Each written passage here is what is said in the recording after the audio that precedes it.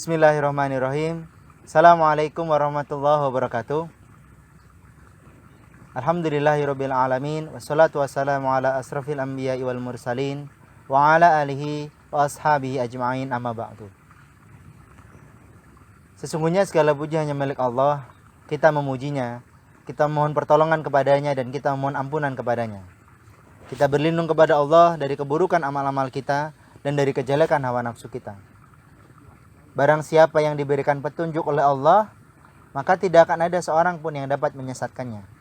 Dan barang siapa yang diberikan kesesatan oleh Allah, maka tidak akan ada seorang pun yang dapat menunjukinya. Salawat dan salam semoga senantiasa tercurah kepada Nabiullah Muhammad SAW beserta keluarganya, para sahabat, dan umat Islam seluruhnya hingga akhir zaman nanti. Amin ya rabbal alamin. Sahabat-sahabat yang dimuliakan Allah, pernah satu kali dalam perjalanan saya ke Aceh, saya mendapatkan sebuah nasihat dari sahabat yang berasal dari Minang. Kata dia, ada sebuah falsafah Minang yang baik untuk kita ketahui. Apa, saya tanya? Nan buto pambui laswang, katanya. Nan pakka palatuh badia. Tunggu. Artinya apa itu? Nan buto pambui laswang. Orang yang buta bermanfaat untuk meniup laswang. Laswang itu perapian. Nan pakka palatuh badia. Orang yang telinganya tuli itu bisa untuk menarik senapan. Nan bisu panjago coki. Orang yang bisu bisa sebagai penjaga rahasia. Nan lumpuh panunggu rumah. Orang yang lumpuh dia bisa untuk menjaga rumah. Menarik gitu falsafah ini. Dalam kehidupan memang kita tidak pernah memilih kita akan lahir dari rahim siapa. Kita tidak tahu kita akan lahir sebagai suku bangsa apa. Kehidupan ini anugerah dari Allah, by given, sesuatu yang Allah SWT berikan. Ini adalah faktor terberi. Faktor terberi, sesuatu yang tidak bisa kita pilih, sesuatu yang memang diberikan oleh Allah SWT kepada kita. Dalam terminologi Islam ini disebut fitrah. Fitrah, para ulama mengatakan innately predisposed to know God and to be good. Sebuah pembawaan yang Allah SWT install kepada kita untuk mengenal Allah dan berbuat baik. To know God and to be good. Allah SWT berfirman dalam Quran surat Al-Isra ayat 84. A'udzubillahi minasyaitonirrajim. Bismillahirrahmanirrahim. Qul kullun ya'malu ala syakilatihi farabbukum a'lamu biman huwa ahda sabila. Qul kullun ya'lamu ala syakilatihi farabbukum a'lamu biman huwa ahda sabila. Yang artinya, katakanlah Muhammad, setiap orang berbuat seperti pembawaannya masing-masing. Maka Allah, Rabbmu, lebih mengetahui siapa yang benar jalannya. Hidup ini adalah sesuatu yang diinstal oleh Allah SWT. Kita diberi oleh Allah SWT dengan segala sesuatu yang diberikan kepada kita tanpa harus kita bisa memilihnya. Tidak ada seorang pun yang mau menjadi buta. Tapi Allah SWT memberikan buta kepadanya. Tapi orang yang berprasangka baik kepada Allah, mereka akan menemukan maksud dan tujuan Allah SWT. Mereka berprasangka baik kepada Allah.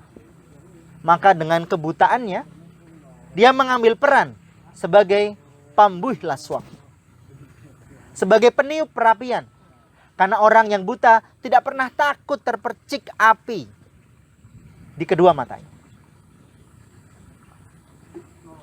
Nan bisu panjago coki. Tidak ada seorang pun yang mau menjadi bisu.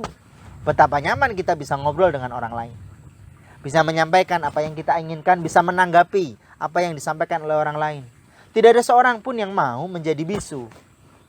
Tapi ketika Allah SWT memberikan kepadanya kebisuan, Allah pasti punya maksud, Allah pasti punya tujuan. Dan ketika dia berprasangka baik kepada Allah, maka dia akan mengambil peran sebagai penjaga rahasia, panjago coki. Nan pakak palatu ibadia. Tidak ada seorang pun yang mau menjadi tuli. Dia pengen mendengarkan suara adzan, mendengarkan indahnya bacaan Al-Quran. Tidak ada seorang pun yang mau tuli. Tapi ketika Allah memberikan ketulian kepadanya, dan dia bersyukur kepada Allah, dia berprasangka baik kepada Allah, maka dia akan mengambil peran sebagai pemantik senapan. Karena seorang yang memantik senapan, dia tidak perlu khawatir suara desing senapan itu akan melukai telinganya. Maka sahabatku yang dimulakan Allah, di bulan Ramadan ini, mari kita niatkan agar kita bersyukur kepada Allah SWT telah atas apa yang telah Allah berikan kepada kita. Tak perlu khawatir dan tidak perlu menyesali atas segala sesuatu yang hadir pada saat ini. Semua pasti atas kehendak dari Allah SWT.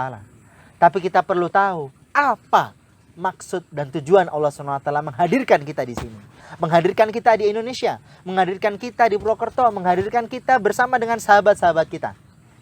Sebab Mark Twain mengatakan ada 2 hari yang spesial. Hari pertama adalah hari ketika kita dilahirkan, dan hari kedua adalah hari ketika kita tahu untuk apa kita dilahirkan. Sahabat yang dimuliakan Allah, ketika Anda berkeluarga atau Anda sekarang bertemu dengan teman-teman Anda juga berpikir ada 2 hari yang spesial. Tadi ada 2, sekarang tambah 2 lagi. Yaitu hari pertama ketika Anda bertemu dengan keluarga Anda, bertemu dengan pasangan Anda, bertemu dengan orang-orang yang ada di sekitar Anda, bertemu, diberikan anak lahir. Dan yang kedua adalah ketika kita tahu untuk apa kita dipertemukan. Semoga bulan Ramadan ini membantu kita untuk merenung atas segala nikmat Allah SWT kepada kita yang tidak pernah kita bisa menghitungnya.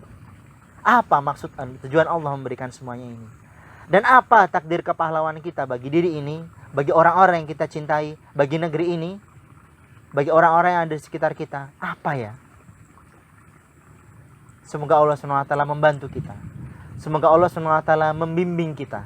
Karena di akhir ayat tadi Allah SWT berfirman, sungguh Rabbmu lah yang paling tahu tentang siapa jalan yang benar. Barakallahu li wa lakum fil Qur'anil azim. Wa nafa'ani wa iyyakum ma fihi minal ayati wa dzikril hakim. Aqulu qawli hadza fastaghfiruhu innahu huwal ghafurur rahim. Assalamualaikum warahmatullahi wabarakatuh.